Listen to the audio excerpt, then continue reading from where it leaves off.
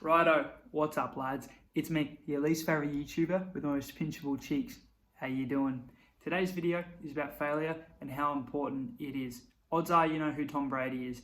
He's gotten to the point where he's in his own tier, the GOAT tier. People like Michael Jordan, Tiger Woods, Roger Federer are people that share the same bit on the shelf with him. It gets to the point where people, i.e. myself, don't even follow the sport, live in a different country, on a different continent, knows who they are and why that they're famous. But not many people know about how hard it was for him to get a college scholarship to play football, whatever you Americans call it. All right, now for a second, take out the fact that he's the GOAT and strip all that away. All right, now it wasn't his high school football coach that picked him. It wasn't the assistant coach that picked him. It was the football team's psychologist that picked him. Now just think about that for a second. The reason why he was picked is because there was a tape that he watched of him, and then he was talking about his processes and things like that. And then there was a phrase that he said that is the reason why he is who he is today. So if you have this is definitely worth writing down. He viewed as failure is the reward. Failure is the reward. The first time I heard that, it's just been playing in my head ever since. All right, is that phrase doesn't make sense. Like, how can something be so terrible that it's a reward?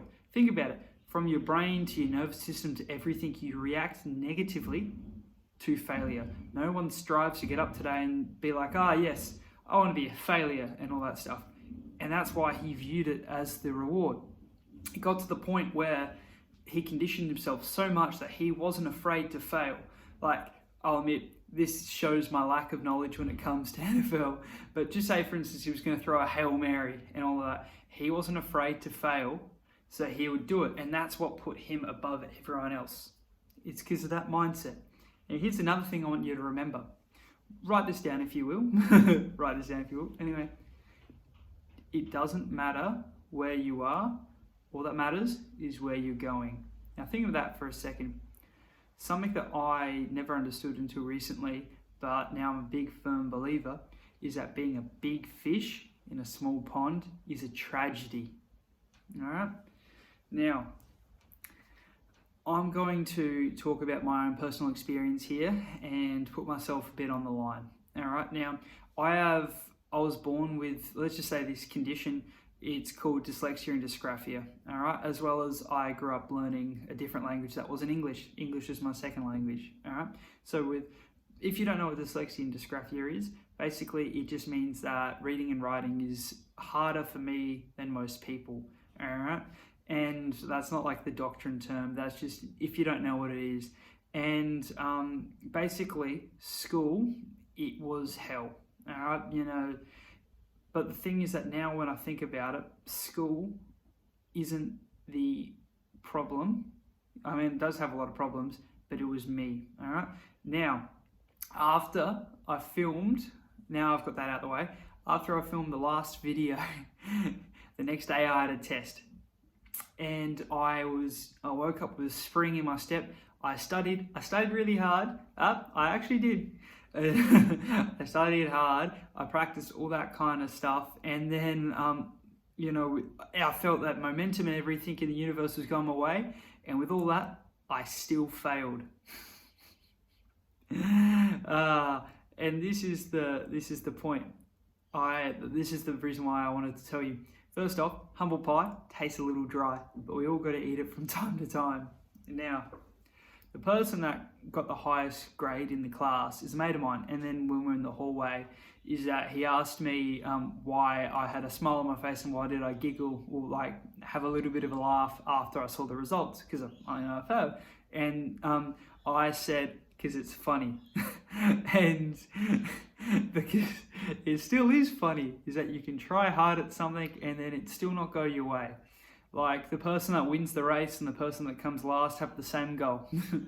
Anyway, is that all of that stuff. And then I left feeling better than he did. And he got the top grades in the class because he didn't view it as anything else when I did, because failure is the reward, which made me think that this year I've had about between 15 and 20 tests, all that stuff, right?